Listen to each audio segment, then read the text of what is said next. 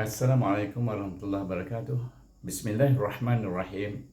Selamat berjumpa lagi di dalam sesi belajar membaca Al-Quran langsung dari ayat-ayat Al-Quran itu sendiri. Kali ini kita berada dalam siri yang kelima dan kita belajar membaca dalam surah Al-Masad. Sebelum ini saya telah viralkan tetapi terdapat kesilapan teknikal. Jadi saya buat semula dan saya telah delete video tersebut dan saya terpaksa membuat semula dengan skrip yang baru, insya-Allah. Dengan itu saya mohon kepada semua yang baru view tolong subscribe, kemudian share dengan kawan-kawan yang lain yang dah subscribe itu, teruskan share juga dengan kawan-kawan yang lain supaya kita semua dapat belajar dan memperolehi rahmat daripada Allah SWT serta keberkatannya dengan sebab kita belajar, insya-Allah. Dengan itu saya teruskan pembelajaran kita iaitu dengan surah Al-Masad dalam siri yang ke-5. Baik, perhatikan dulu iaitu kita bermula dengan bacaan. Semua selalunya kita akan mula dengan A'udzubillahi minasyaitonirrajim dan kemudian kita berikut dengan Bismillah. Setiap ayat surah dalam Al-Quran semua bermula dengan Bismillah. Kemudian hanya surah Al-Taubat saja yang tidak ada Bismillah, dibaca dengan tidak bermula dengan Bismillah. Baik, kita pergi ayat yang pertama. Terdapat 5 kalimah di sini, iaitu kalimah pertama iaitu ta baris di atas bunyi ta, kemudian dia ditasydidkan dengan huruf ba di sini dengan huruf ba, maka kita baca dia tab. Kemudian ba itu baris di atas, bunyikan baris di atas dia ba, kemudian dia mati dengan huruf ta. Huruf ta. Huruf ta itu adalah huruf hamas juga. Jadi ada berangin sikit bunyinya. Tabat. Tabat. Tabat. Daripada ta, huruf ta tu tutup bibir, huruf bibir ba. Tabat. Kemudian balik kepada huruf ta. Huruf ta dia itu pada gigi kacil. Tabat. Kemudian kalimah kedua, kita pergi kepada ya, huruf ya dahulu. Baris di atas bunyi ya, dal alif bunyi dal, tapi dal alif ini ada tanda gelombang di mana kita perlu membacanya dengan panjang, lebih daripada 2 harakat kalau mengikut tandanya. Kenapa dia baca dengan panjang? Kerana huruf mat bertemu dengan hamzah dan dia menghukumkan kita supaya membaca dengan hukum mat jaiz munfasil, iaitu 4 atau 5 harakat, lebih daripada 2 harakat, lebih daripada kadar harakat mat asli, iaitu yada, lebih kurang 4 bit, 1, 2, 3, 4 panjangnya. Berikutnya kalimah hamzah baris di atas a dan ba baris bawah b, tetapi ada ya di sini, maka kita guna huruf mat asli baca b di 2 harakat, jadi bunyinya abi. Kemudian kita pergi kepada kalimah yang ketiga. Dalam baris di atas bunyi la, ha baris di atas bunyi ha, di belakang dada sikit dia tu pangkal halqum, ha. Kemudian ba baris 2 bunyinya bin. Kemudian kita baca lahabin, sekiranya tidak ada sambung apa-apa, iaitu kita baca lahabin. Tetapi tanwin ini bertemu dengan huruf waw, maka hendaklah dibaca dengan idgham bihunna. Bihunna iaitu dengan dengung, 2 harakat dengungnya. Iaitu macam mana kita dengungkan, idghamkan dia huruf ba dengan huruf waw, iaitu perhatikan saya bunyikan lahabiu, lahabiu. Huruf waw adalah huruf bibir. Jadi kemudian kalimah yang terakhir, wa baris di atas bunyi wa, ta baris di atas bunyi ta, kemudian ba di sini bertasydid, baris di atas bunyi ba, tetapi oleh kerana kita wakaf dia, maka dan dia bertasydid, kita kena guna qalqalah akbar. Iaitu macam mana qalqalah akbar? Iaitu kita baca, perhatikan mulut saya, watab, maknanya bunyi lantunan itu lambat sedikit daripada lantunan kubra. Kita dah selesai tentang ayat yang pertama, kalimah. Setiap kalimah kita dah perhatikan hukumnya semua, bagaimana nak bacanya. Kemudian kita nak menyambung. Baik, daripada mula tabat yada abi lahabin wa tab. Bunyi macam tu, lebih kurang macam tu. Saya bagi kuat supaya nampak bunyinya. Kita pergi ayat yang kedua. Ayat yang kedua bermula dengan mim baris di atas bertemu dengan alif, iaitu huruf mat, dan kita baca dia kerana dia ada tanda gelombang di sana menunjukkan dia dibaca panjang. Cuba perhatikan selepas huruf ma ini apa huruf yang berikutnya, iaitu huruf hamzah. Itu menunjukkan dia kena baca dengan hukum mat jaiz kerana mat bertemu dengan hamzah dalam dua kalimah. Bertemu, serupa juga di sini, mat bertemu dengan hamzah dalam dua kalimah. Jadi dia kena guna hukum mat jaiz. Jadi kita baca baik, hamzah baris di atas dimati dengan huruf ghain. Huruf ghain kat mana? Dekat hujung halkum. Atas. Di tengah, dia atas halkum. Dia sama dengan kha. Baik. Bunyinya dimatikan dengan ghain. Bunyi. Baik. Kemudian nun baris di atas bertemu dengan tanda alif kecil di sini menunjukkan dia adalah mat asli. Kerana dia baris di atas dibaca dua harakah. Bunyinya na dua harakah. Kemudian kita jumpa kalimah ain, iaitu huruf pertama ain baris di atas, bahasa bunyinya a, tetapi oleh kerana dia mati dengan nun bunyinya an, tetapi oleh nun bertemu dengan huruf ha, iaitu huruf halkum, maka dia baca dengan izhar halki, iaitu an, an tak ada dengung, an saja, izhar, bunyi nun tu mati.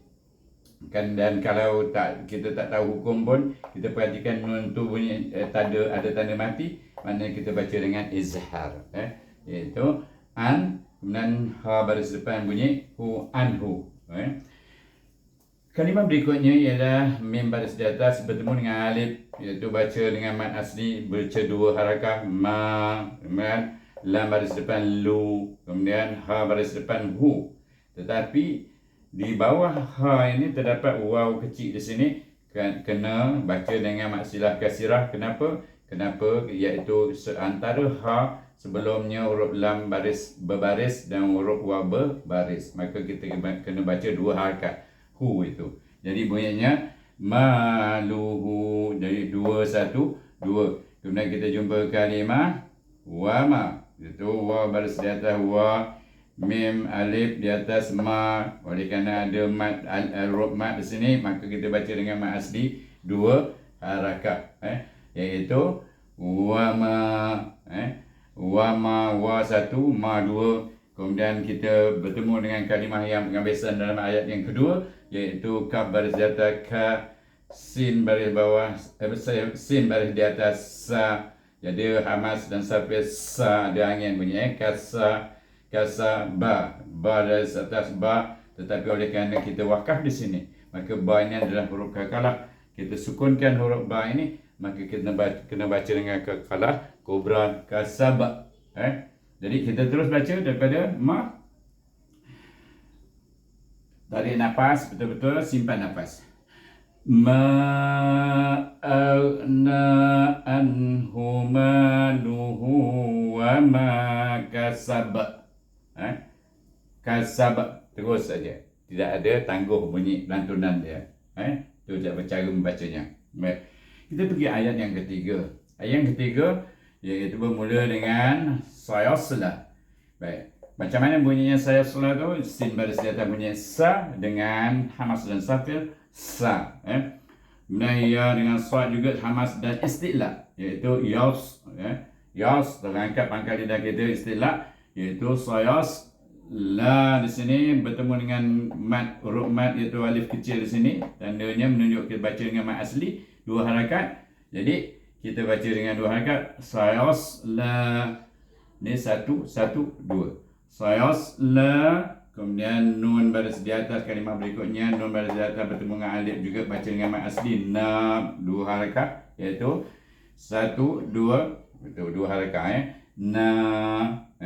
Kemudian ra alif baris di atas tanwin, iaitu baris dua di atas. Baris dua di atas maknanya tanwin, bunyinya ron. Tetapi perhatikan selepas huruf ron ini, bunyi ron itu, suku kata ron itu apa huruf yang berikutnya, iaitu huruf ifa. Maka kita kena baca dengan ifa hakiki. Saya dah tulislah hukumnya, iaitu kita perhatikan sini, na ran za.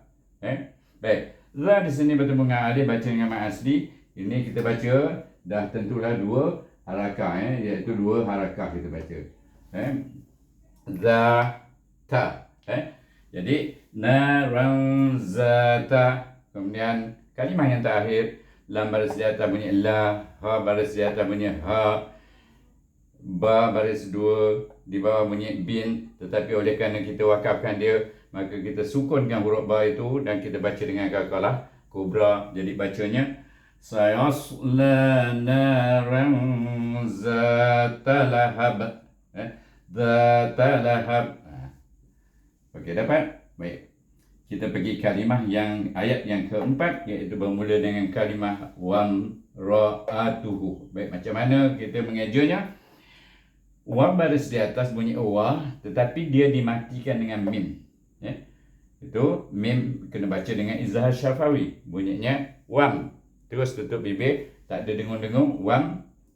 Satu harakah. Kemudian ra baris di atas dibaca dengan tebal, ra, wam ra. Kemudian hamzah baris di atas a, wam ra'a. Kemudian ta baris depan tu, wam ra'atu. Kemudian ha baris depan ada baris situ waw kecil, dibaca dengan dua harakah, iaitu mat silah qasirah, tuhu, wam ra'atuhu.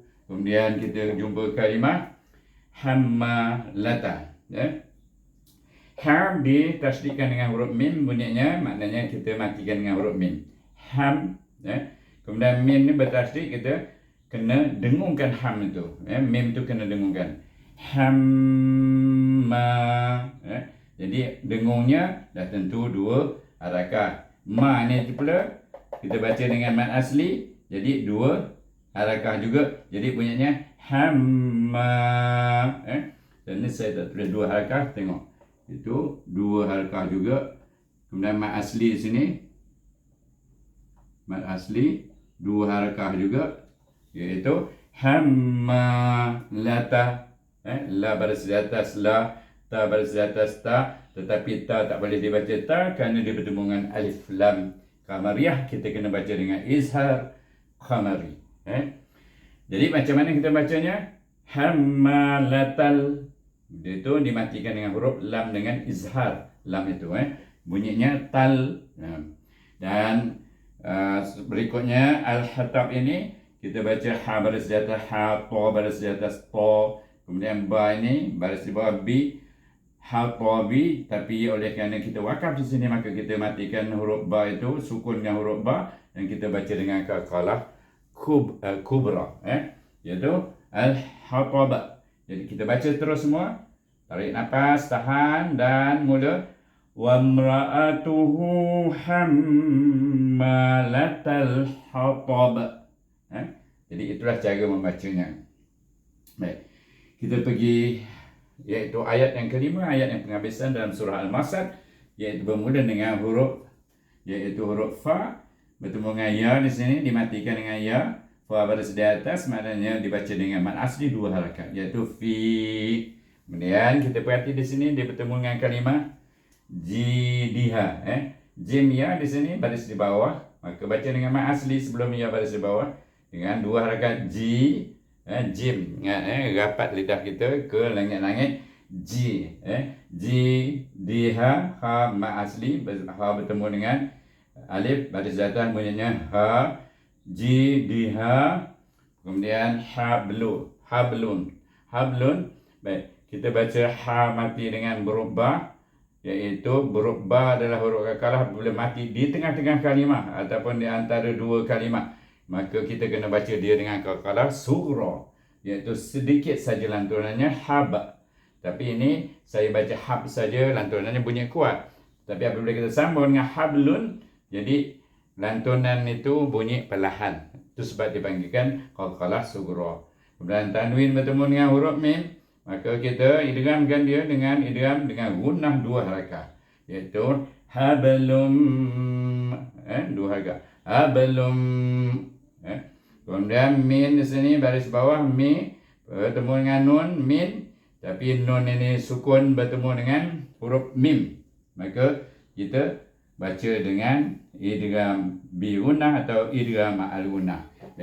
Apabila sebut ma'alumah, idgham ma'al gunnah, dia sama sebenarnya idgham dengan bi gunnah. Cuma dari segi kalimahnya, iaitu daripada segi sebutan saja yang berbeza. Itu kita menggunakan bi di sini. Di sini ma'al tanpa. Bi ni dengan, ma'al dengan. Bi pun dengan juga maknanya. Jadi sama.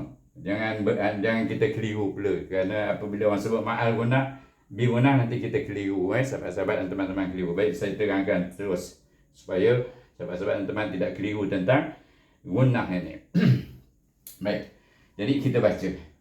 Tadi huruf yang terakhir iaitu mim baris datar ma sin. Sin hamas dan safir baris datar sa, kemudian dal baris 2 di bawah, din. Kenapa saya kata baris 2? Dia memang baris 2, tetapi ditulis mim di sini tanwin bertemu dengan huruf ba. Surah yang lain. Jadi dia dibaca dengan iklab kalau kita wasal terus dengan bismillah. Kita tak ada berhenti, kita terus baca. Baik. Kalau kita wakaf, biasa jadikan qalqalah kubra. Jadi kita baca daripada mula. Fi jidha hablum mim masad. Baik. Lagi sekali untuk terakhir. Tarik nafas. Fi jidha hablum mim masad. Jadi itulah dia. Sadaqallahul azim. Jadi itulah cara kita membaca. Dan kita baca semua sekali daripada mula sampai akhir. Perhatikan betul-betul apa yang kita telah baca tadi. Bismillahirrahmanirrahim. Tabbat yada abi lahabin wa tab. Ma aghna anhu maluhu wa ma kasab. Sayasla naran zata lahabin. Balik semula. Sayasla naran zata lahab wa imra'atuhu hammalatal hatab fi jidha hablum mim masad. Baik, tadi saya terlajak di sini nak menyambung terus. Kadang-kadang orang terus baca daripada soal pasal dia terlalu pendek. Coba saya perhatikan, saya tunjukkan juga. Sayasla naran zata lahabin wa imra'atuhu hammalatal hatab. Itu yang maksudnya apabila kita wasal di sini, huruf tanwin ini akan berfungsi sebagai idgham. Idgham ma'al gunnah ataupun idgham bi gunnah dengan 2, agar itu lahabin watam itu kerana wasal. Tapi kerana wakaf di sini, kita kena qalqalahkan dia. Itu saja hari ini untuk surah Al-Masad, dan kita akan berjumpa lagi di siri yang berikutnya, dan saya sudahi dengan wabillahi taufiq wal hidayah. Wassalamualaikum warahmatullahi wabarakatuh.